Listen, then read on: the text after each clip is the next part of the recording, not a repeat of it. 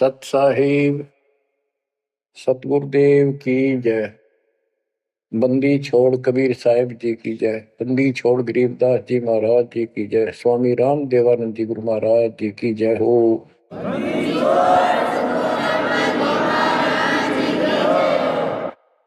सर्व संतों की जय, सर्व भक्तों की जय, धर्मी पुरुषों की जय। श्री काशी धाम की जय, श्री सुडानी धाम की जय, श्री क्रोथा धाम की जय, श्री बरवाड़ा धाम की जय। सत साहिब ग्रीव न्योली नाद सुभान गति, लड़े भुजंग हमेश,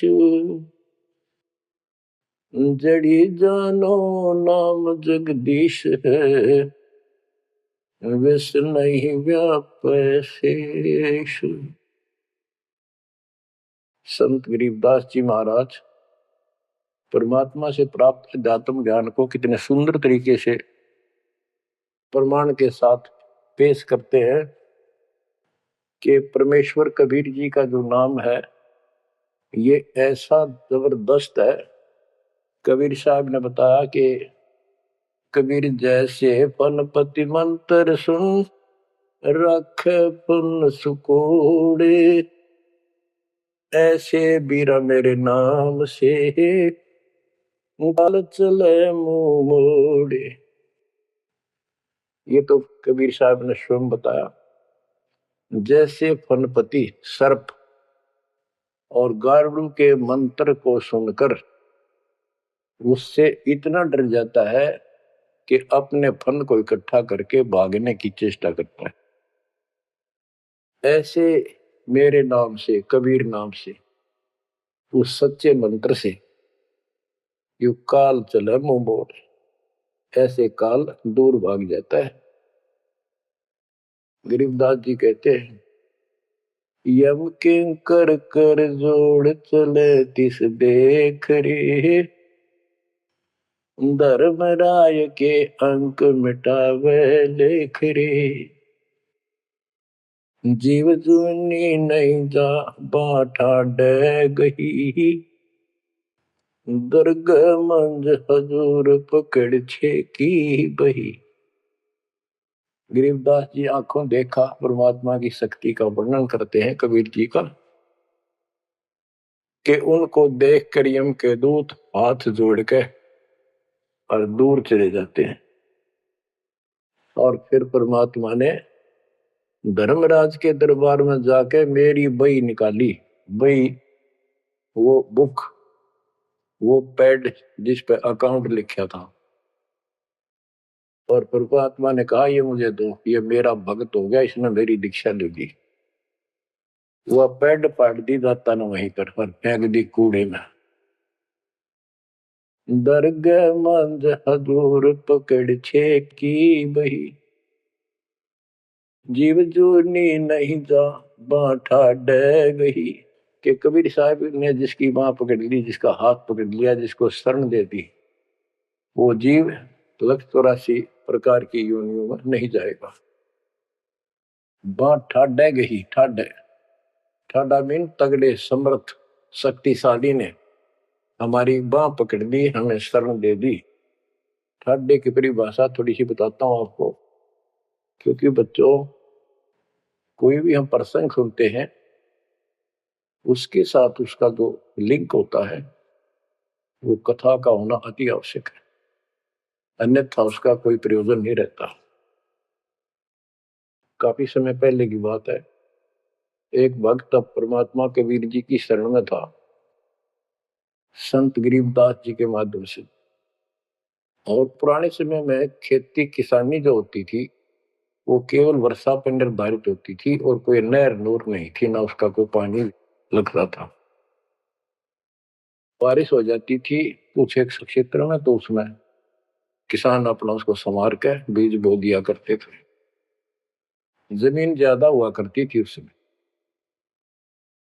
उस भगत की बहन के क्षेत्र में वर्षा होगी, वहां से मैसेज आया कि हमारे यहाँ बारिश हो गई है और सभी खेत एकदम बाने योग्य हो गए, बोने योग्य हो गए हैं, हेल्प के लिए आओ। वो अपने बैल अपना हल लेकर चला गया, उसको दूसरे खेत में भेज दिया। स्वयं उसका जो जीजा था, बहन का बटेऊ पति, वो अपने बैल लेकर दूसरे खेत में चला गया। जिस खेत में वो भक्त गया, दिन में हल चलाया, दोपहर के समय कुछ समय रेस्ट देते हैं बैलों को, पेड़ के नीचे चला गया। फिर वहां देखा आसपास एक तालाब थी, छोटी सी तलैया जोड़ी, उसमें कुछ पेड़ पेड़ थे, पानी था। बैलों को पानी पिलाने चला गया तो वहां एक मंडी बनी हुई थी, यादगार सी छोटी सी चबूतरा सा बनाकर।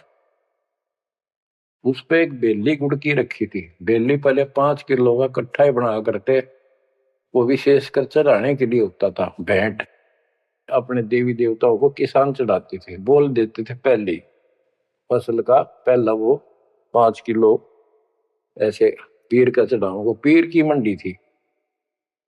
तो वो जो एक का डला सा था मोटा 5 किलो का, 5 शेर का, उसको उठा लाया वो भक्त, कुछ आप खाया, कुछ बैलों को खिला दिया, अपना काम करके शाम में घर पर आ गया, सो गया। रात्रि के 12 बजे के आसपास एक 4.5 फुट का, टोपी सिर पे, सफेद कपड़े, दाढ़ी जैसे मुसलमान वेशभूषा हो, आके उससे 10 फुट दूर खड़ा होके और कहने लगा, तेने मेरा गुड़ कैसे खा लिया, तेरी हिम्मत कैसे पड़ गई, तो ठाड्डे की शरण में है इसलिए बच गया, न तुझे मारता और तेरे दोनों बैलों को मारूंगा। मेरी पार नहीं बसाई और कति लाल आंख कर रखी और बहुत गुस्से में था। यूं कह गौ चला गया। भगत को भी फिर थोड़ा सा एहसास हुआ यू के बला थी, बाकी इतना तो विश्वास था कि समर्थ की शरण में हो, इस तरह के कुतरुओं का कोई बहुत नहीं। फिर भी मन में था वही कहते, ये बात हुई तो हुई क्यों, ऐसा क्या कारण हो गया। उसने अपनी बहन से पूछा कि बहन ऐसे ऐसे उस मंडी पे गुड़ चढ़ा रखा था आपके खेत में, किसकी वहां रखी है वो आपके खेत के बराबर में जोड़ी पे, तालाब पे। तो उसकी बहन बोली के बात हुई भाई, क्योंकि एक बेली चढ़ा रखी थी, किसी ने गुड़की तो रखी थी, मैं ठा लिया, उड़ा कुत्ते खाओ उसने, मन बहला थी खिला दी, कुछ आप खा ली। उसकी बहन ने बोली, रे क्यों जुल्म कर दिया तेने, को उठा लिया तू वहां से, रोड लागी न सुनते ही। भाई बोला मेरी तो सुन ले सारी। वो एक इतने 4.5 फुट का, 4 फुट का आदमी होगा और सफेद कपड़े पर रखे, ऊपर टोपी, मुसलमान टाइप सा था, और मेरे से 10 फुट दूर खड़ा होगा। रात को आया और यूं बोला, तेरी हिम्मत कैसे पट गई, मेरा गुड़ उठा लिया, तने खा कैसे लिया। मैं बोला नहीं, वो आप पे बोलेगा। ने बोला तू ठाड्डे की शरण में है, न तुझे मारू और तेरे दोनों गल मारू। ला ला के रखी थी और नो कहकर चला गया वापस। वह भेड़ और फूट फूट कर रोने लगी, बोला रे तो मेरा काला मुंह कराओ के जवाब दो, माने न्यू सहरू से तने के वो एक गुड़ पाया खाने को। हमारे अब सारे गुड़ की कमी है यहाँ पर। बहुत बुरी तरह लगी रो, भाई बचा कुकर मेरा भाई। अपने पति ने भी लड़न लगी, तने क्यों भेजा ही उस साइड में, तो इन्होंने क्यों ना भेजा, तेने बताना चाहिए था इसको पहले। वो भाई बोला है, तेरी अब भी अकल पे पर्दा पड़ रहा, उतरा शेर हाथ जोड़ के गया, अरे नो क्या तू ठाडेगी शरण में है, जा तो बच गया, न मारी न दो मैंने तो रोए जाओ पाछे थे। अरे मैं जिंदा जी रोने लाग रही तो पागल कहेंगी, कितनी भी अकल पे पर्दा पड़ गया तुम्हारे, मैं किसकी शरण में पता है। मैं ये रिक्वेस्ट करूं थारे ते, तुम भी आ जाओ, ना इन भूतड़िया दिन डर डर मर जाओगे। तो बच्चों, यम किंकर कर जोड़ चले तिस देख रे। बच्चों आत्मा फूट फूट गाती है, चारों युग में संत पुकारे कूक क्या हम खेल रे, हीरे माणिक मोती बरसे ये जग टूटा ढेर रे। ये डड़े चुगण की आदत पड़ गई है। यम किंकर कर जोड़ चले तिस देख रे। धर्म राय की बंद मिटावे लेख रे, जेव जोनी नहीं जा ठाडे गही ठाडे में दर्ग मंद हजूर पकड़ छे की वही,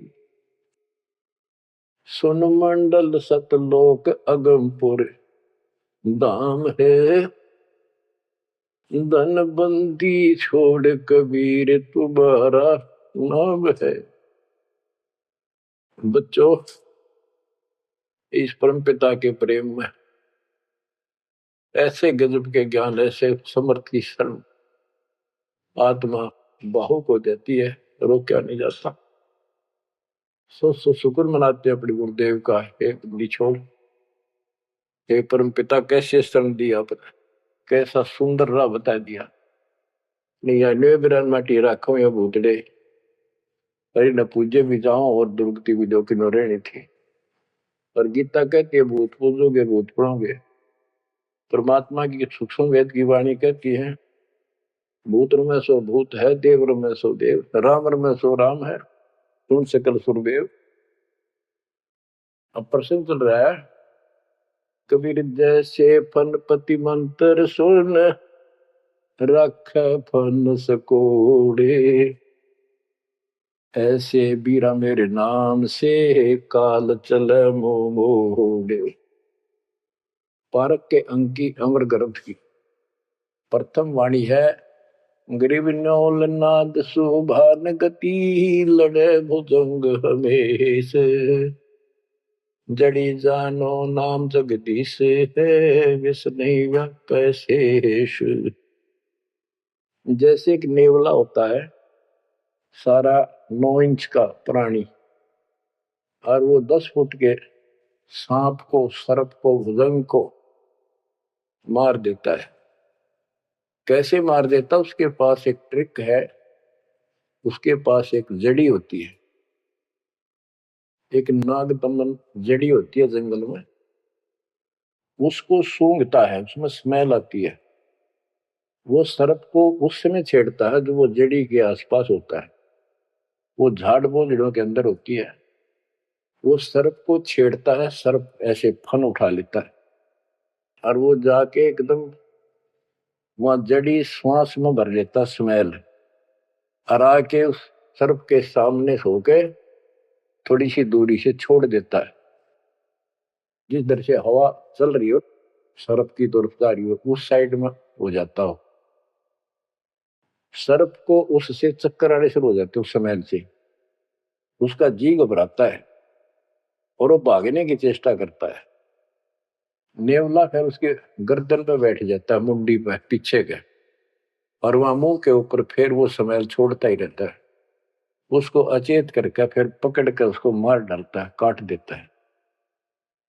तो बच्चों, गरीबदास जी ने बताया कि कबीर परमेश्वर का यो सच्चा नाम सतनाम और सारनाम। सारनाम है, ये है मेन चीज। सतनाम भी बहुत शक्ति हो जाती है इन दोनों के मेल से। जैसे 2 जड़ियों को मिला दिया जाए, उसका कुछ अलग से स्ट्रॉन्ग दवाई बन जाती है, मेडिसिन। और तीसरी मालिक मिला, मालिक का जो सारनाम है वो तो कहना ही क्या है। तो हमारा जो मोक्ष जो होगा इन सभी मंत्रों के जाप से होगा। ये हमारी साधना है, पूजा हमारी सारनाम है। बच्चों, जैसे एक छोटा सा सर्प उस जड़ी की ताकत से, स्मेल की ताकत से जो श्वास में भर के लाता है, इतने तगड़े लंबे सर्प को कंडम कर देता है, ऐसे ही परमात्मा के इस नाम के सिमरन श्वास के द्वारा करने से। तो ये बताया कि ग्रीव न्योल नाद सुभान गति, लड़े भुजंग हमेश, और जड़ी जानो नाम जगदीश है। जगदीश सारी सृष्टि के मालिक का जो असली नाम है वो जड़ी है, वो नागदमन जड़ी है। अब जैसे सतनाम भी बहुत ताकत रखता है, ये हमारी साधना है। जैसे प्रथम मंत्र सतनाम, ये साधना है। सार नाम हमारी पूजा है। पूजा और साधना में अंतर होता है। कबीर साहब हमारा पूज्य है। साधना वो होती है जैसे हमने जल की आवश्यकता है तो हैंडपंप लगाते हैं। हैंडपंप के लिए बोकी और पाइप, बोकी मारते रहते हैं, मिट्टी बाहर डालते रहते हैं। सतनाम की बोकी श्वास उश्वास से मारकर जब वो पानी के लेवल पर पहुंच जाती है, वो बोर, तब उसमें पाइप लोअर करके फिर उसके ऊपर एक मशीन बांधी जाती है, वो सार नाम है, और मशीन से फिर उसको चलाया जाता है। वो हमारा पूज्य इष्ट है, वो सार शब्द है। जो हमें चाहिए था ऐसे मिलेगा वो सुख परमपिता परमात्मा के सच्चे दरबार का। तो गरीबदास जी कहते हैं वो मंत्र, वो जो सार नाम है, वो जड़ी जानो नाम जगदीश है। परमात्मा जगदीश कबीर साहब का सार नाम वो नाग दमन जड़ी बूटी, वो काल दमन।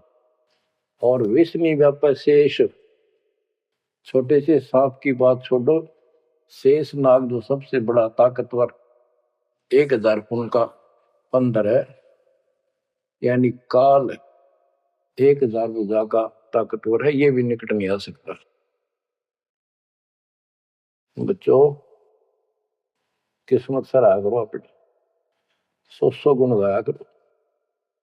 गरीबदास जी कहते हैं, गरीब साधों से ते मस्करी, ये चोरों नाल खुसाद, मल अखाड़ा जीतेंगे ये युगन युगन के माल। माल, रेसलर, पहलवान, इन नकली गुरुओं से तो खुश है सारा संसार, साधों से ती मस्करी, इन चोरा नाल खुसाद। हाय हाय, इन चोरों से, झूठे गुरुओं से खुश और साधु संतों के मजाक करते हैं। ये तो मल अखाड़ा जीतेंगे युगन युगन के बाद। आप हो वो युगन युगन के माल। बच्चों आपको बहुत बार प्रमाण दिए जाते हैं, देता ही रहूंगा आखिरी सांस तक, क्योंकि सिलेबस यू है। टीचर सारा साल सिलेबस पढ़ाता है, उल्टा सुल्टा उन्हें कोई रट्टा लगवाता है, और तब बच्चे सफल होते हैं। परमात्मा योगों से आपके साथ है। सतयुग में राजा अम्बरीश एक बहुत बड़े धार्मिक राजा हुए हैं, और खूब यज्ञ किया करते थे, भंडारे करते थे, ब्राह्मणों को खूब धन दान करते थे, लागड़ गऊ बांटा करते थे। 1000 लागड़ गऊ बांट देते। लागड़ माने बच्चे वाली, प्याई, दूध वाली। भोजन भंडारे करवाते थे, दक्षिणा देते थे। जैसा भी लोक वेद सुना था, गुरु जी ने बताया था, ऋषियों ने, वो सारा कुछ करते थे। परमात्मा वहां भी साथ रहते हैं, उनकी इज्जत रखते हैं भक्ति की, और बीच बीच में उनको समझाने की चेष्टा की, कोई ऋषि रूप बनाकर अम्बरीश जी को सच्चा मार्ग बताया, खूब ध्यान से सुना और नाम लिया। लेकिन वो ऋषि वहां सैकड़ों और मालिक एक। आखिर में राजा अम्बरीश भी हाथ खड़े कर गया, मालिक की साधना छड़ दी, और वो ऋषियों वाली वो शुरुआत कर दी। इतने अच्छे भगत विष्णु जी के बने हुए थे। बच्चों में अब हंसी भी आती है, दुख भी होता है। गरीब वेद पढ़े पर भेद न जाने, वाचे पुराने ठारा, और पत्थर की पूजा करे भूल गए सृजनहारा। वेद पढ़ा करते ऋषि उस समय, केवल वेद, पुराण तो इनकी अपनी रचना है, फिर वो लिखते चले गए, और सारा वेद के विरुद्ध साधना करते और कराते थे। विष्णु जी की पूजा करे, और गीता क्या कहती है, तो चारों वेदों का सारांश है। विष्णु 3 गुणों में से एक सतगुण है। इन तीनों गुणों की भक्ति तक त्रिगुण में माया के द्वारा जिसका ज्ञान हरा जा चुका है, यानी इसी तक सीमित है। जो राक्षस स्वभाव को धारण किए हुए मनुष्यों में नीच दूषित कर्म करने वाले मूर्ख, ये मेरी भक्ति ना करते। तो अम्बरीश वही साधना करता था, लेकिन पिछले संस्कार किसी जैसे भी चल रहा भक्ति युग बच्चों, आप इन बातों को बार बार सुनोगे तो आपके दिल में समा जाएगी यह कहानी सच्चाई ये है। अब ये भक्ति काल शुरू हो गया, मोक्ष काल समझो।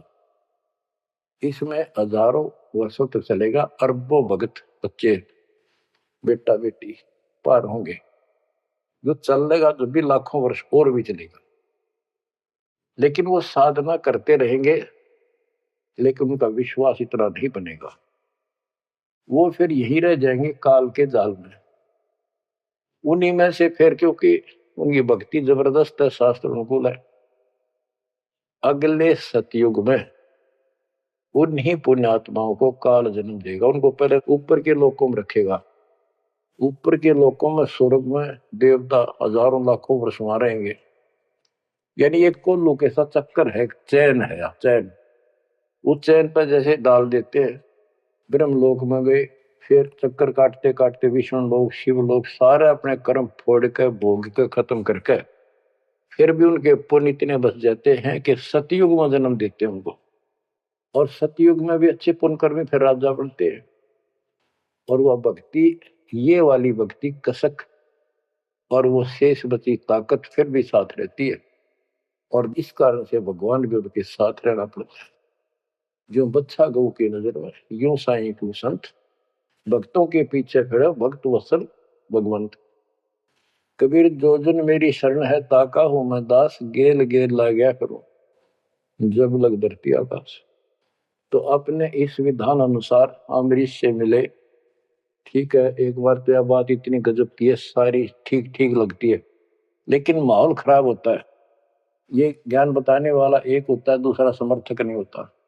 उस दिन में वो भूल जाते हैं और इसी लोग बहका देते हैं, कहां सी बातें करते हो, वेदों में ऐसा कहीं नहीं है, वेदों में ऐसा नहीं है। अब दास तो कहना चाहता है, फिर अगले जन्म उस भक्ति से वो अम्बरीश राजा स्वर्ग गया, स्वर्ग में अपने पुण्य भोगे। फिर त्रेता युग में फिर राजा जनक के रूप में वह आत्मा ने जन्म लिया। वहां भी खूब भक्ति करी, विष्णु के कट्टर पुजारी।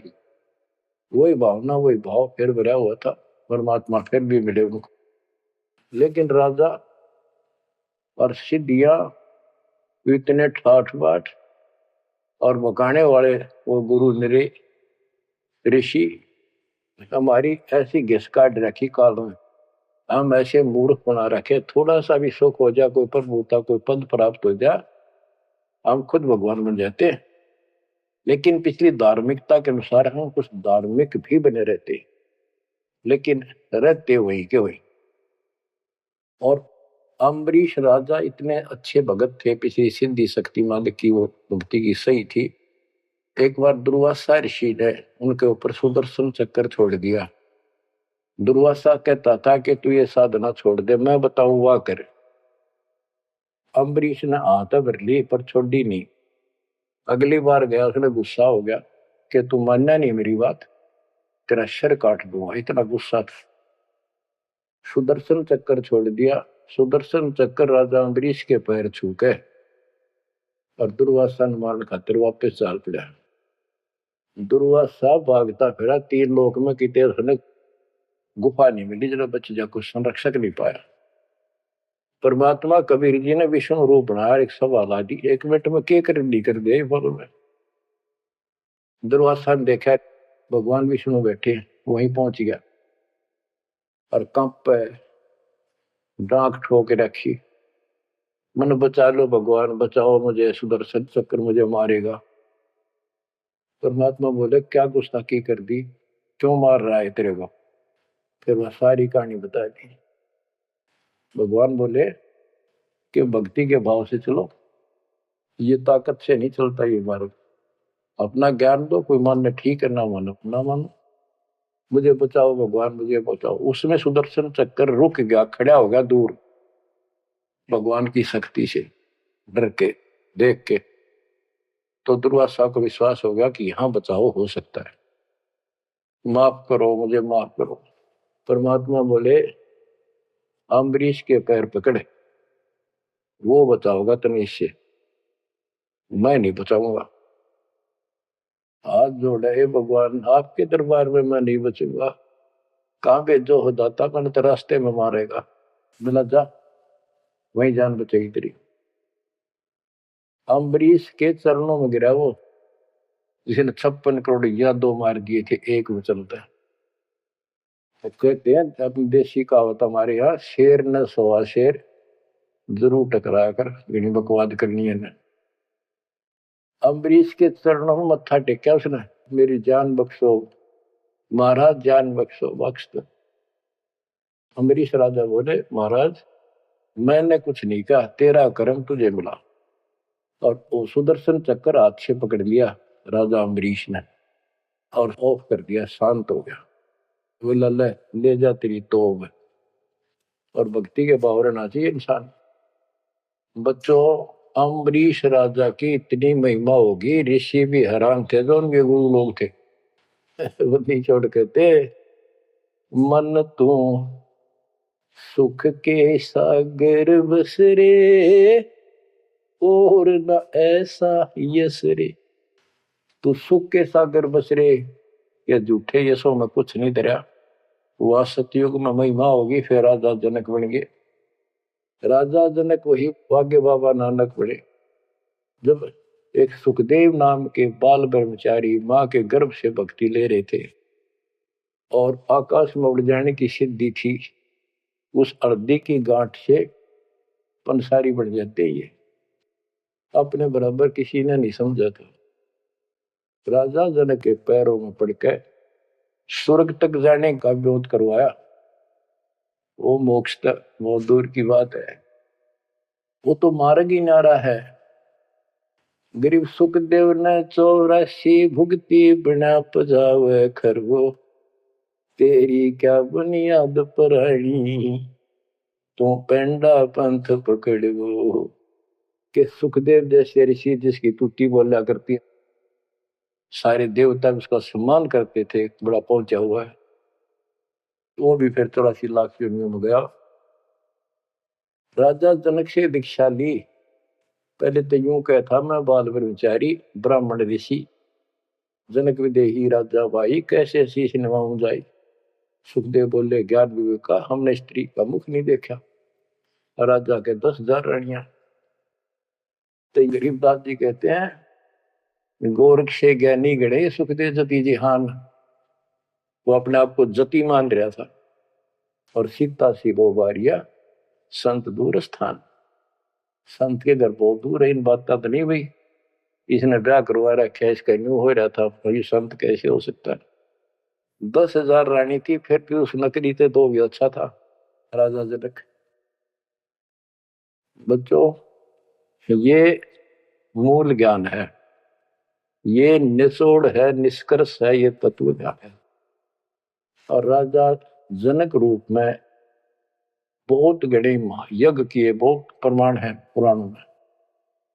बहुत धर्म भंडारे लाए, यानी दूध वाली गाय बाटी साधु संत, तो धर्म पुण्य बन गए। अब देख काल कैसे ठगी करता बच्चों, सारे पॉइंट याद रखने पड़ेंगे। बेमतलब अपने धन ने खोया नहीं करते। राजा जनक और सुखदेव विमानों बैठकर स्वर्ग जान लग रहे। रास्ते में 12 करोड़ आत्माएं नरक में तंग पा रही थी, हाहाकार मचा रोवे। राजा जनक ने कहा, ये आवाज कहां से आ रही है चिल्लाने की, रोको मेरा विमान रोको। रोक दिया। उनको बताया गया कि यहाँ एक नरक है, उसमें 12 करोड़ आत्माएं जीव अपने कर्म दंड भोग रहे, पाप। राजा ने कहा, इनको छोड़ दो, इनको कष्ट ना दो। तो वहां जो उनके साथ गए थे देवदूत, यमदूत, वो कहने लगे, जी यहाँ आपका हुक्म नहीं चलता, यहाँ का राजा धर्मराज है, उसके आदेश से सब कुछ होता है। बोला, या तो मुझे इस नरक में डाल दो, मुझे भी यहीं छोड़ दो, ना इनको निकाल। धर्मराज तक बात गई। धर्मराज जी वहां आए, बात सुनी। धर्मराय बोले, राजन अपने अपने कर्मा का फल सब न भोगना पड़ता है, ऐसे नहीं कुछ हो सकता। तो राजा आकड़ गया। भाव यानी एक परमार्थी भाव, परमार्थ भी हिसाब का होना चाहिए, अपवाद में कोई परमार्थ नहीं चला गया। कि या तो मुझे यहाँ छोड़ दो या इनको साथ लो मेरे। तब धर्मराय ने एक विकल्प निकाला कि आप अपने पुण्य दे दो इनको, आधे या जितने चाहते हो, उतने समय तक इनको आपके साथ वहां स्वर्ग में भेज देंगे। राजा ने 50% पुण्य दान कर दिए। सबको बिठा के 12 करोड़ आत्माओं को विमान में बिठा के और स्वर्ग ले गए। बच्चों, सुखदेव ने गलती करी नहीं, वो तो आज तक स्वर्ग में है। और वो राजा जनक ने आधे पुण्य खत्म कर दिए, बाकी के पुण्य में तिल्ला झाड़ के खा के खर्च के खोखंडा के बाबा नानक रूप में जन्मे। पहले राजा थे 2 जन्मों में, दुनिया भर के नौकर होते थे, और फिर हैंड टू माउथ हो गए, खुद नौकर लगे नवाब के मोदी खाने में, गोदाम में। अब बच्चों, अब हमने सावधानी न्यो भी बरतनी है, अपने नाम अपने भक्ति ने नष्ट नहीं करा, किसी के ऊपर भावुक हो गया। एक बताओ था कि मैंने अपने भाई दुखी हो रहा था, उसको अपने पुण्य दे दिए, भक्ति दे दी, वो तो ठीक हो गया, मेरी डूबती हो रही है, बुरा हाल हो रहा ना, वो दिक्कत होगी, बीमारी होगी, आगे तागे दुख होने लग के, तो ये बकवाद नहीं चले, मर्यादा जो बनाई है उसको संभालो। तो कहने का भाव ये है कि आपको इस पॉइंट पे लाना चाहता हूं। अब राजा जनक राजा थे, राजा अम्बरीश राजा थे, वो बाबा नानक बने खुद नौकर लगेगा राजा के। अब यहां आकर हमारी बात टिकती है कि साधों से तीमस करिए, चोरा नाल खुशाल, मल अखाड़ा जीतेंगे ये युग युग के बाद। यानी भक्ति की चाह, भगवान की चाह उनके में तब भी थी, पर एक्सरसाइज गलत थी। अब परमात्मा फिर मिले उनको आकर के। अब वो भौतिक धन में निर्धन थे, पर अध्यात्म धन के भरे पड़े थे। पिछले पुण्य गजब के थे, भक्ति वाले।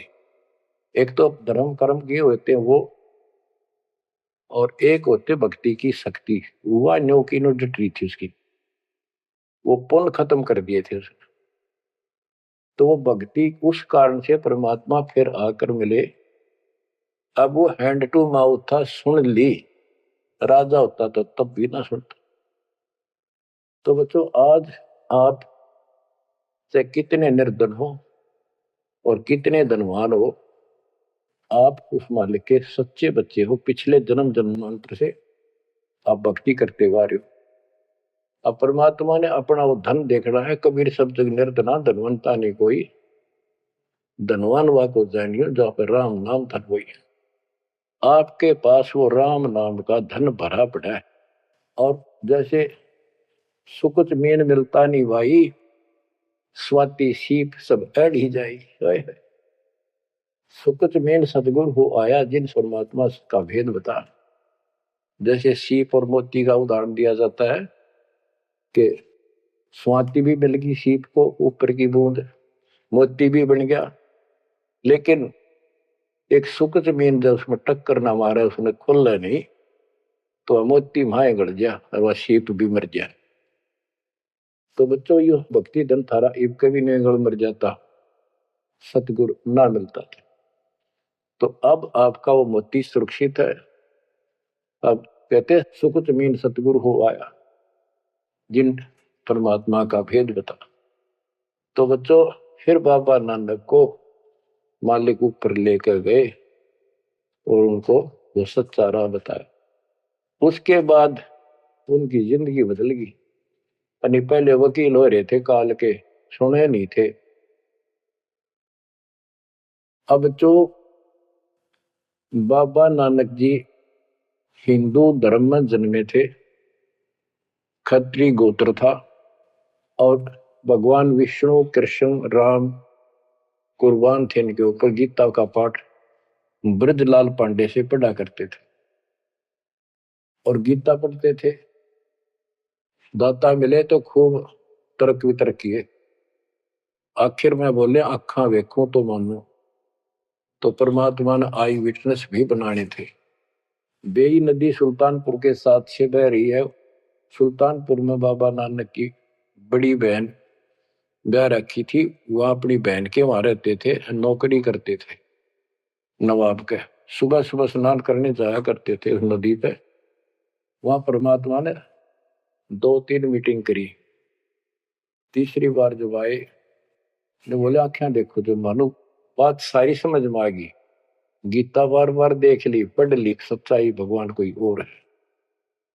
और चाव भी थे, पर पुराना ज्ञान और कोई नो समर्थक नहीं गया, बात सच्ची है। तो वो कहने लगे आंखा देखो तो मानो। कबीर साहब और बाबा नानक जी परमात्मा समकालीन थे। बाबा नानक जी का जन्म सन 1469 में हुआ और 1539 में वो शरीर छोड़ के गए। और परमात्मा जी 1518 में गए। तो 1469 से 1518 तक समकालीन थे। तब आंखों देखा सतलोक 3 दिन तक नानक साहब जी का शरीर कहीं और छुपा के उनकी आत्मा को लेके गए, फिर छोड़ा तीसरे दिन। उसके बाद तो दुनिया बदल गई उनकी। वो सब पूजाएं त्याग माल की शरण में आ गए। घर में विरोध, सारे समाज में विरोध।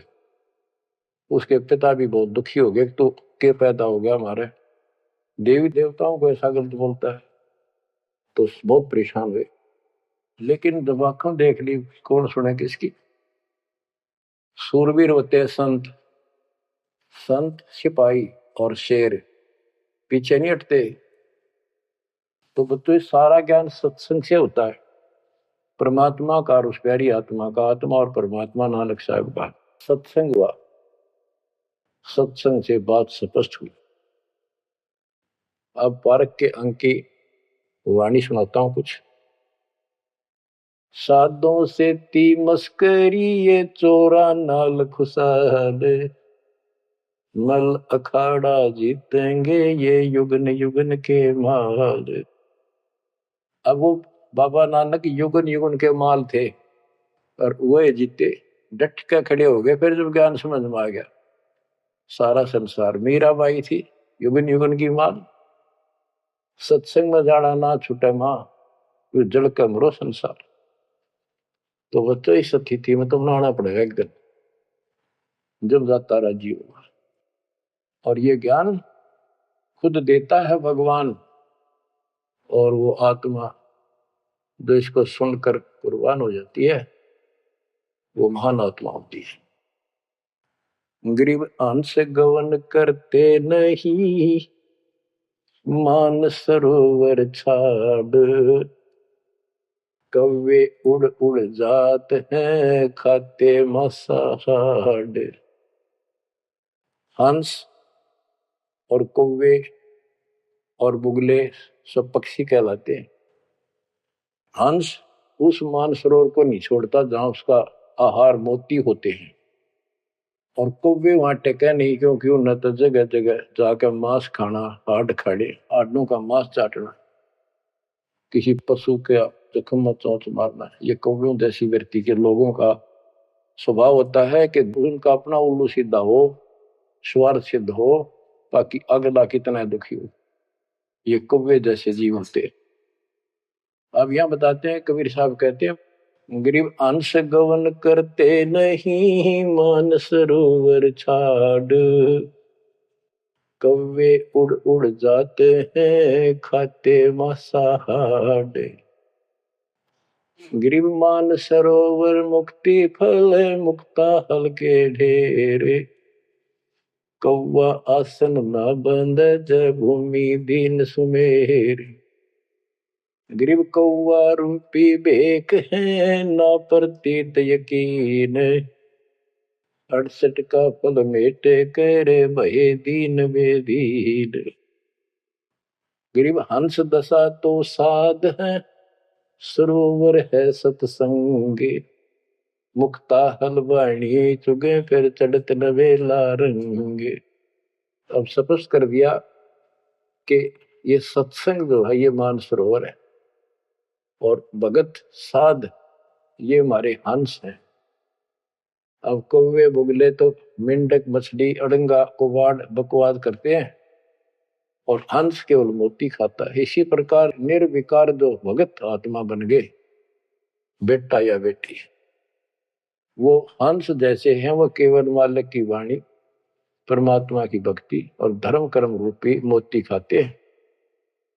और फिर ये मोती खा के यानी सत्संग वचन सुन के फिर चढ़त नवेला रंग, एक अजब गजब रंग रंग जाता है उसकी आत्मा में। आत्मा इतनी मजबूत हो जाती है जैसे बाबा नानक की होगी, जैसे मीराबाई की होगी, ऐसी आपकी भी होगी, इस सत्संग से होगी। बच्चों ये सत्संग मिला ही नहीं था अपने को आज तक। यह परमात्मा की कलम तोड़ कृपा आप पर देखो ना कितना लाग रही रहे उस बालक ने। उस परमात्मा के ये वचन याद कर लो, सतगुरु जो चाहे सो कर ही 14 कोट दूत जब डरी। ये जो चाहे सो कर लो, ये प्रमाण देख यो कर दिया। ऊत भूत चंत्रास निवारे और चित्रगुप्त के कागज पाड़े। पुण्यात्माओं, धन्य आपके माता पिता जिनसे जन्मा, और धन्य आपकी किस्मत, धन्य आपकी पिछली करनी, और धन्य आपके इस समय को कि आपका जन्म किस समय में हुआ है। इस माल्य के प्रयत्न को, दास के इस प्रयत्न को हल्के में ना लेना। पुण्यात्माओं, उस दाता की अमर कथा आपके हृदय में भर रहा हूं, ये अमृतहार आपको करा रहा हूं। बच्चों कुर्बान हो जाओ, समय पहचान दो, टाइम बार बार नहीं आता होगा आपका। ये संसारिक धंधे थे कर कर मर लिए, इनमें फिर भी पूरा ना पटता। इस मालिक की तरफ ध्यान ज्यादा दो, हर चीज में बरकत दिखा दूंगा, नारी नारी। परमात्मा आपको मोक्ष दे, आपको समय दे इस अनुभव रत्न, इस मान सरोवर बनाने का, आत्मा के मैल कटाने का। सत्साई।